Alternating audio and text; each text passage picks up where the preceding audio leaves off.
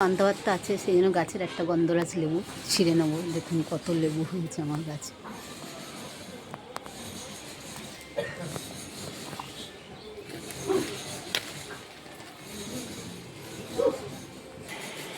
আজ দুপুরের লাঞ্চ থালিটা কেমন হলো বন্ধু?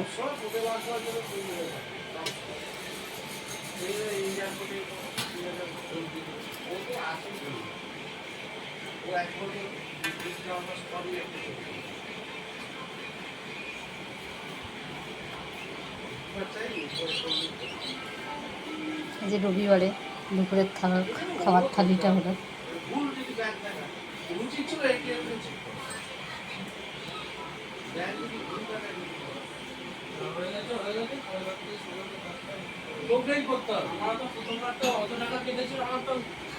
আর এই পান্তা ভাতটার জন্য নুন, শুকনো লঙ্কা, ডিমের অমলেট, গাছের গন্ধরাজ লেবু,